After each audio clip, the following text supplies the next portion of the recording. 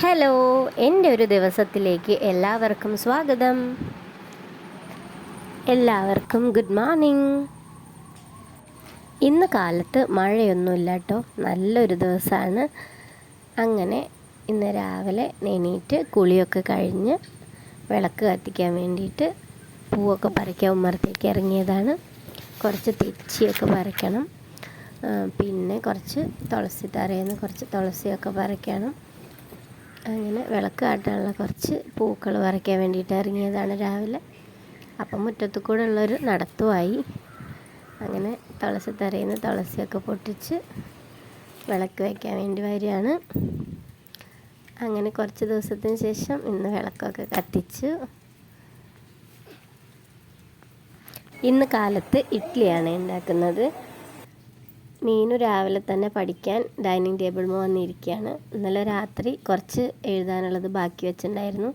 അപ്പോൾ അത് രാവിലെ പല്ലൊക്കെ തേച്ച് ചായ കുടിച്ചിട്ടിരുന്ന് എഴുതാണ്. അങ്ങനെ കുളിയൊക്കെ കഴിഞ്ഞ് അവർ ഫുഡൊക്കെ കൊടുത്തു. അതിനുശേഷം നമ്മുടെ 2ാം ക്ലാസ്സുകാരി സ്കൂളിൽ പോകാൻ റെഡിയാവുകയാണ്. ഒരുവിധം കാര്യങ്ങളൊക്കെ സ്വന്തമായിട്ട് ചെയ്യുന്നത് കാരണം എനിക്ക് വലിയ ടെൻഷനില്ല. ID കാർഡും മാസ്കും ഒക്കെ മറക്കാണ്ട് എടുത്തിടുകയാണ്. അങ്ങനെ മീനുട്ടി സ്കൂളിലേക്ക് പോവുകയാണ് കേട്ടോ. അവളെ ബസ്സൊക്കെ കയറ്റിവിട്ട് ഞാൻ തിരിച്ച് വീട്ടിലേക്ക് വരികയാണ്. ഇന്ന് ബസ് കറക്റ്റ് ടൈമിലായിരുന്നു. റോഡിൻ്റെ സൈഡിലൊക്കെ ആകെ ചെടി വളർന്ന് നിൽക്കുന്നുണ്ട്. അത് കഴിഞ്ഞ് വീട്ടിൽ വന്നപ്പോൾ പാറു ഞങ്ങളുടെ കല്യാണ ടൈമിലുള്ളൊരു ഫോട്ടോ നോക്കിയിരിക്കുകയാണ്. അവൾക്ക് കയ്യിൽ കിട്ടിയപ്പോൾ അവൾ നോക്കിയിരിക്കുകയാണ്. ഒരു ഉമ്മ കൊടുത്ത അച്ഛന്, ഒരു ഉമ്മ കൊടുത്തേ, അച്ഛക്ക് ഒരു ഉമ്മ കൊടുത്തേ, ഒരു ഉമ്മ കൊടുത്തേ, അച്ഛനൊരു ഉമ്മ കൊടുത്തേ, ഒരു ഉമ്മ കൊടുത്തേ, പാമേ അച്ഛമ്മ കൊടുത്തേ, അമ്മയ്ക്കൊരു ഉമ്മ തന്നെ.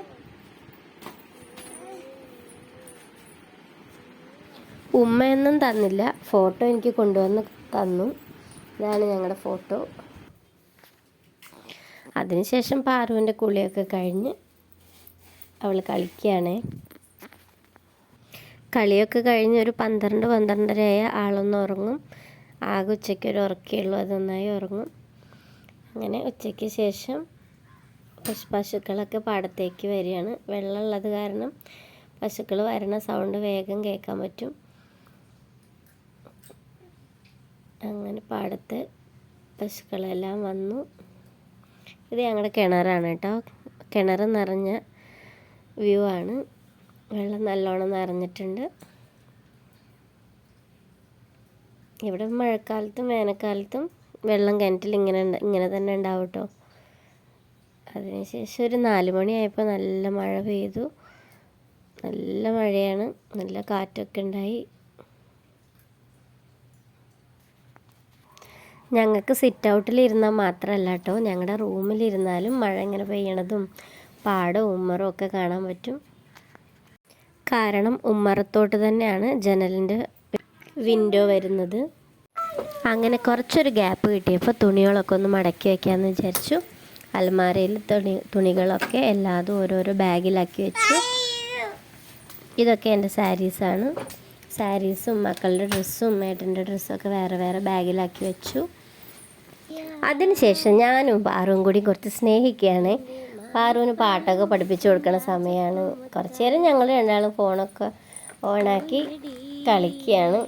വീഡിയോ എടുക്കാമെന്ന് അറിയുമ്പോൾ അവൾ തീരെ നോക്കുകയൊന്നുമില്ല.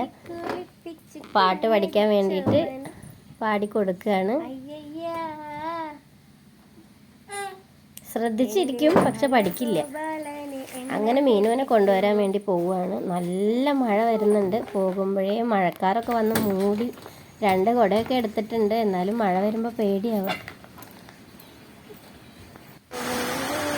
ആകെ ഇരുട്ട് മൂടി, നല്ല മഴ വരുന്നുണ്ട്.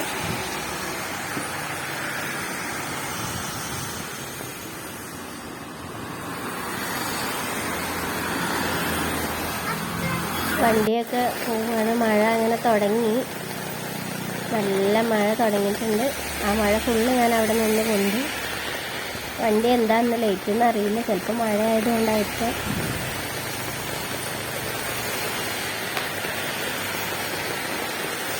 നല്ല മഴയും അതിൻ്റെ ഒപ്പം കാറ്റും ഉണ്ട് കേട്ടോ.